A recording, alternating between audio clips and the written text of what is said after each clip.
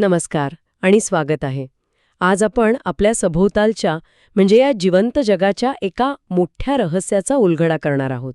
NCERTच्या पुस्तकात सुरुवातीलाच एक इतकं सुंदर वर्णन आहे. थंडगार पर्वत, घनदाट जंगल, अथांग महासागर. हो, आणि रखरखीत वाळवंट आणि अगदी उकळत्या पाण्याचे झरे. मला सांगा, या पृथ्वीवर अशी कोणती जागा आहे जिथे जीवन नाही? खरंय.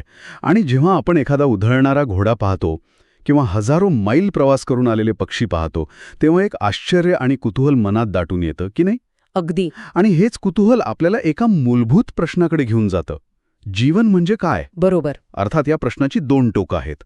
एक आहे तात्विक, जे जीवनाचा उद्देश विचारतं. आपण त्या मार्गावर नाही जाणार आहोत. नाही. आपलं लक्ष दुसऱ्या तांत्रिक भागावर असेल. सजीव आणि निर्जीव यांच्यात नेमका फरक काय?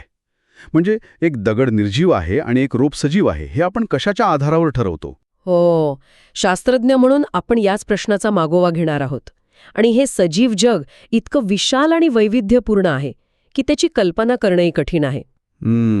NCERTच्या आकडेवारीनुसार आजपर्यंत आपण सुमारे 17 ते 18 लाख प्रजाती शोधल्या आहेत आणि त्यांचं वर्णन केलं आहे. आणि ही फक्त ज्ञात संख्या आहे. हो, अज्ञात किती असतील याचा अंदाजच लावलेला बरा. या अफाट विविधतेलाच आपण जैवविविधता म्हणतो. बरोबर. पण माझ्या मनात एक प्रश्न येतो की एवढ्या लाखो सजीवांच्या गर्दीत आपण प्रत्येकाला ओळखणार कसं? या प्रचंड गोंधळातून काही अर्थ कसा काढायचा? हाच तर खरा मुद्दा आहे. विचार करा, शेकडो वर्षांपूर्वी शास्त्रज्ञांसमोर हीच समस्या होती. अच्छा. प्रत्येकजण आपापल्या परिसरात वनस्पती आणि प्राण्यांना स्थानिक नावाने ओळखत असे. उदाहरणार्थ, भारतात आपण ज्याला कांदा म्हणतो, हो, त्याला इंग्रजीत अनियन म्हणतात, स्पॅनिशमध्ये सिबोला.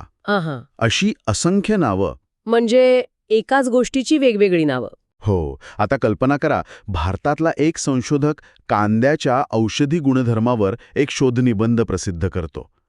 पण जगातल्या इतर शास्त्रज्ञांना ते कळणार कसं की हा तोच पदार्थ आहे ज्याला ते वेगळ्या नावाने ओळखतात? म्हणजे एकाच वनस्पती किंवा प्राण्याबद्दलची माहिती वेगवेगळ्या नावाखाली विखुरली जाईल, संवादच होऊ शकणार नाही. अगदी. आणि यातून गंभीर समस्या पण उद्भवू शकतात. जसं की? समजा अमेझॉनच्या जंगलात एक वनस्पती सापडते. ओके. स्थानिक लोक तिला एक्स नावाने ओळखतात आणि ती कर्करोगावर प्रभावी ठरते. ओके.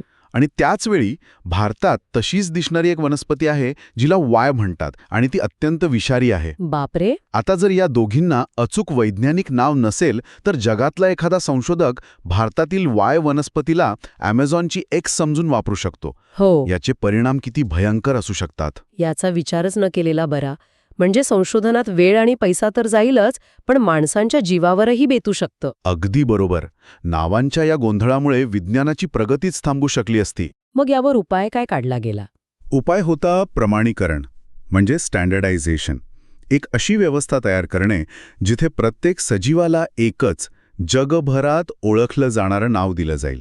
अच्छा. या प्रक्रियेला नामकरण किंवा नॉमेनक्लेचर म्हणतात. पण नाव देण्याआधी त्या सजीवाला नीट ओळखणं म्हणजे आयडेंटिफिकेशन. आणि त्याचं अचूक वर्णन करणं गरजेचं आहे. तो दिसतो कसा, त्याची रचना कशी आहे, ही सगळी माहिती. बरोबर. ही प्रक्रिया तो खूपच शिस्तबद्ध वाटतीये. मग यावर नियंत्रण ठेवणारी किंवा याचे नियम ठरवणारी कोणती तरी जागतिक संस्था असणारच, नाही का? हो, नक्कीच. कोणीही उठून काही नाव ठेवू शकत नाही. बरोबर. यासाठी आंतरराष्ट्रीय स्तरावर काही संस्था आहेत. वनस्पतींसाठी आहे international code for botanical nomenclature म्हणजे ICBN. आणि प्राण्यांसाठी? आणि प्राण्यांसाठी आहे international code of zoological nomenclature म्हणजे ICZN. या संस्था नावांचे नियम ठरवतात आणि हे सुनिश्चित करतात की प्रत्येक नावाला मान्यता मिळेल. आणि याच संदर्भात कॅरोलस लिनियस या शास्त्रज्ञाचं नाव नेहमी घेतलं जातं. त्यांचं योगदान काय होतं? कॅरोलस लिनियस यांनी या नामकरणाच्या समस्येवर एक अतिशय सोपा आणि प्रभावी तोडगा काढला. त्यांनी द्विपद नामकरण पद्धत म्हणजे बायनॉमियल नॉमेनक्लेचर विकसित केली. द्विपद म्हणजे दोन शब्दांची? हो, नावाप्रमाणेच यात प्रत्येक सजीवाच्या नावात 2 शब्द असतात. ही पद्धत इतकी यशस्वी झाली की आजही जगभरातील जीवशास्त्रज्ञ तीच वापरतात. ओके, म्हणजे प्रत्येक सजीवाला एक पहिलं नाव आणि एक आडनाव दिल्यासारखं झालं. हे नियम नेमके काय आहेत? आपण NCERTच्या पुस्तकाच्या आधारे समजून घेऊया का? नक्कीच. पहिला आणि महत्वाचा नियम म्हणजे ही जैविक नावं सहसा लॅटिन भाषेत असतात. लॅटिनच का? कारण लॅटिन ही एक मृत भाषा मानली जाते, म्हणजे ती आता बोलली जात नाही. त्यामुळे तिच्या शब्दांचे अर्थ बदलण्याची शक्यता नसते, जी वैज्ञानिक अचूकतेसाठी खूप महत्वाची आहे. अच्छा, आणि लिहिताना? लिहिताना ती तिरकस म्हणजे इटॅलिक्स लिपीत लिहिली जातात. ठीक आहे, पहिला नियम समजला. पुढे? दुसरा नियम म्हणजे नावातील पहिला शब्द त्या सजीवाचा वंश म्हणजे जीनस दर्शवतो. आणि दुसरा शब्द त्याची प्रजाती म्हणजे स्पेसिफिक एपिथेट. अगदी बरोबर. तिसरा नियम, जेव्हा आपण हे नाव हाताने लिहितो तेव्हा दोन्ही शब्दांना स्वतंत्रपणे अधोरेखित म्हणजे अंडरलाईन करायचं असतं. आणि चौथा? चौथा नियम म्हणजे वंशाच्या नावाचं पहिलं अक्षर नेहमी मोठं कॅपिटल असतं, तर प्रजातीच्या नावाचं पहिलं अक्षर लहान स्मॉल असतं. चला, आंब्याचं उदाहरण घेऊया. त्याचं वैज्ञानिक नाव आहे मँजिफेरा इंडिका. इथे मँजिफेरा हा वंश आहे आणि इंडिका ही प्रजाती. दोन्ही शब्द तिरकस आहेत. एम मोठा आहे आणि आय लहान आहे. हे अगदी नियमात बसतं. उत्तम उदाहरण. आणि कधीकधी नावाच्या शेवटी लेखकाचं नाव संक्षिप्त रूपात लिहिलेलं दिसतं, जसं की मँजिफेरा इंडिका लिन. हो, मी पाहिलंय ते. त्या लिनचा अर्थ काय? इथल्या लिनचा अर्थ आहे की या प्रजातीचं सर्वप्रथम वर्णन लिनियस यांनी केलं होतं. ही एक प्रकारे त्या शोधाला दिलेली क्रेडिट आहे. वा, म्हणजे आपण प्रत्येक सजीवाला एक युनिक पासपोर्ट दिल्यासारखं आहे.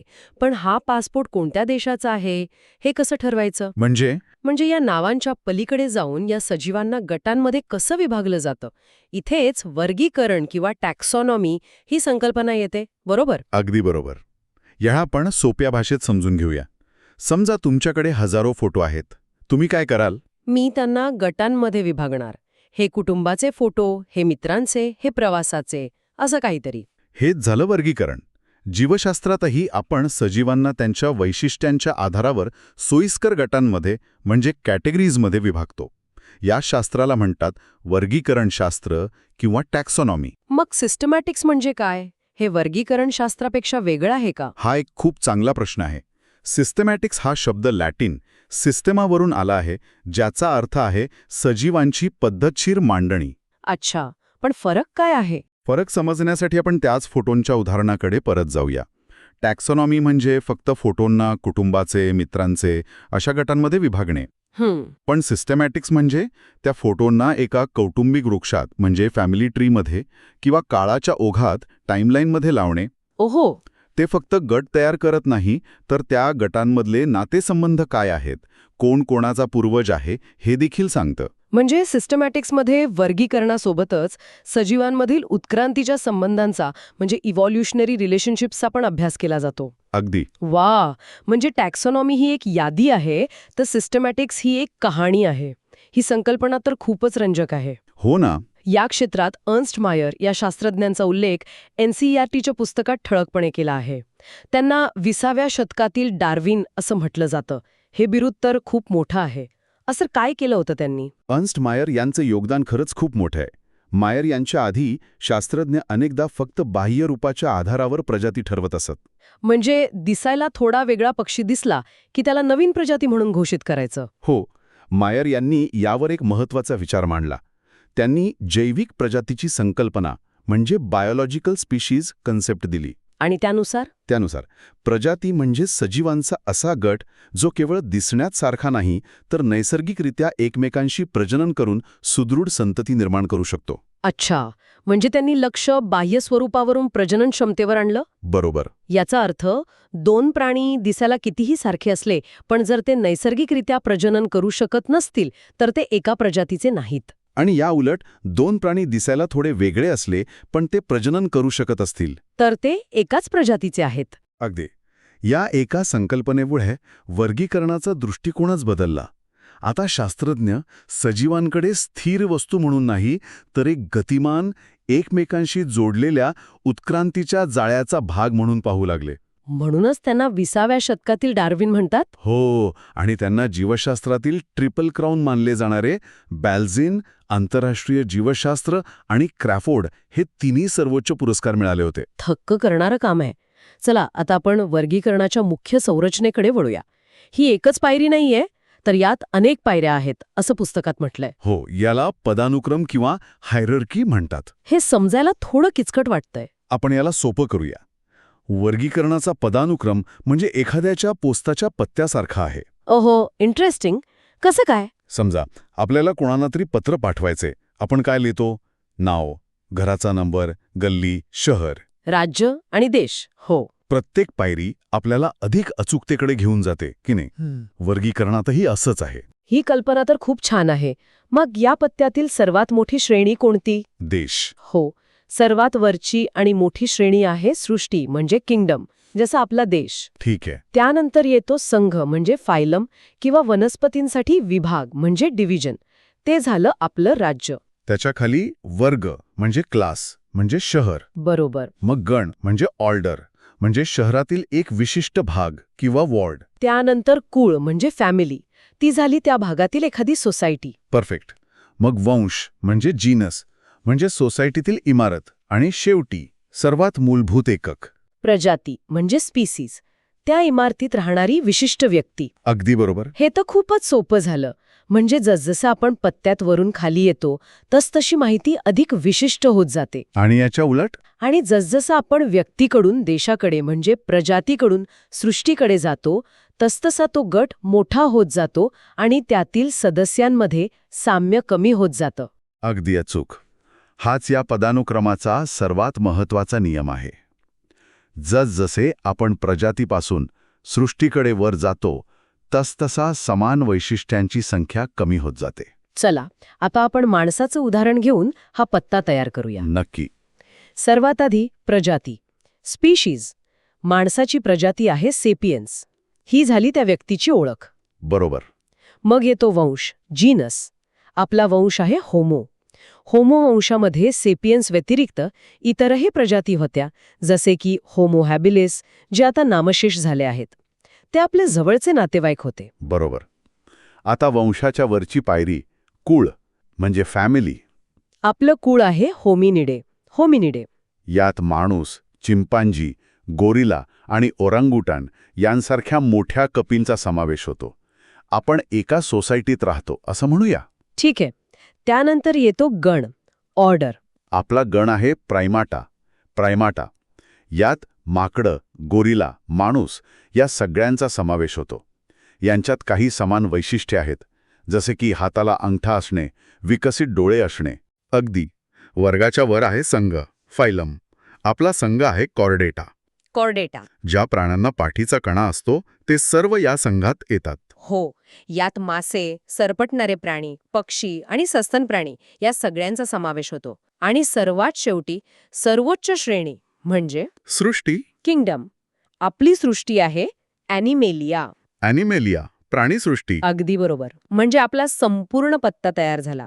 सृष्टी ॲनिमेलिया, संघ कॉर्डेटा, वर्ग मॅमेलिया, गण प्रायमेटा, कुळ होमिनिडे, वंश होमो आणि प्रजाती सेपियन्स. आता जर आपण माणसाची तुलना घर माशीशी केली तर एनसीईआरटीच्या तक्त्यात तिचंही वर्गीकरण दिलं आहे. एक उत्तम तुलनात्मक अभ्यास आहे. घर माशीचं जैविक नाव आहे म्युस्का डोमेस्टिका. हो, तिची सृष्टी आपल्यासारखीच ॲनिमालिया आहे, पण त्यानंतर तिचा पत्ता पूर्णपणे बदलतो. कसा? तिचा संघ आहे आर्थ्रोपोडा. म्हणजे सांधे असलेले पाय असणारे कीटक. आपला संघ आहे कॉर्डेटा. अच्छा, म्हणजे इथेच वेगळे झालो आपण. हो, तिचा वर्ग आहे इन्सेक्टा, आपला आहे मॅमेलिया. तिचे गण, कुळ, वंश सगळे वेगळे आहेत. यावरून काय दिसतं? यावरून दिसतं की माणूस आणि घरमाशी यांच्यातील उत्क्रांतीचा मार्ग खूप सुरुवातीलाच वेगळा झाला. बरोबर. आपल्या पत्त्यात फक्त देश सारखा आहे, बाकी सगळं वेगळं आहे. आता वनस्पतींचं उदाहरण पाहूया. आंबा आणि गहू. मांजिफेरा इंडिका आणि ट्रिटिकम ॲस्टिवम दोघेही प्लांटे या एकाच सृष्टीतील आहेत. हो. दोघेही अँजिओस्पर्मे या एकाच विभागातील आहेत. कारण दोघांनाही फुलं येतात, पण त्यानंतर त्यांचे वर्ध वेगळे होतात. आंबा डायकॉट आहे तर गहू मोनोकॉट आहे. आणि त्यानंतर त्यांचे गण, कुळ, वंश पूर्णपणे वेगळे आहेत. हा तक्ता आपल्याला केवळ वर्गीकरणच नाही तर जीवसृष्टीतील नातेसंबंधांची एक विशाल रूपरेषा दाखवतो. खरंच, ही चर्चा खूपच रंजक आणि माहितीपूर्ण होती. आपण सजीव जगाच्या विशालतेपासून सुरुवात केली. नावांच्या गोंधळामुळे निर्माण होणाऱ्या समस्या पाहिल्या. हो, आणि लिनियसच्या द्विपद नामकरण पद्धतीसारखा सुंदर उपाय पाहिला आणि वर्गीकरणाच्या पदानुक्रमासारखी एक भव्य व्यवस्था समजून घेतली. आणि हे समजून घेणं केवळ शैक्षणिक कुतूहलासाठी महत्वाचं नाही. या वर्गीकरण शास्त्राचे प्रत्यक्ष जीवनात खूप उपयोग आहेत. कसे? आपल्याला नवीन पिकांच्या जाती विकसित करायच्या असतील, औषधी वनस्पती शोधायच्या असतील, तर प्रत्येक सजीवाला अचूक ओळखणं आणि त्याचं स्थान जीवसृष्टीच्या नकाशावर कुठे आहे हे जाणून घेणं अत्यावश्यक आहे. अगदी वर्गीकरण हे जीवशास्त्रीय संशोधनाचा पाया आहे. अगदी खरं आहे. तर आजची ही सविस्तर चर्चा संपवताना श्रोत्यांना विचार करण्यासाठी एक प्रश्न सोडून जाऊया. हा प्रश्न NCERTच्या पुस्तकातूनच प्रेरित आहे. प्रश्न असा आहे, प्रजाती या शब्दाची व्याख्या आपण प्राणी आणि वनस्पतींसाठी वापरतो की जे एकमेकांशी प्रजनन करू शकतात. पण जीवाणू म्हणजे बॅक्टेरिया सारख्या सूक्ष्मजीवांचं काय, जे अलैंगिक पद्धतीने प्रजनन करतात? हा खूप महत्वाचा प्रश्न आहे. त्यांच्या बाबतीत प्रजाती ही संकल्पना कशी लागू करायची, हा एक मोठा आणि गुंतागुंतीचा प्रश्न आहे. यावर नक्की विचार करा. पुढच्या वेळी भेटूया एका नवीन विषयासह.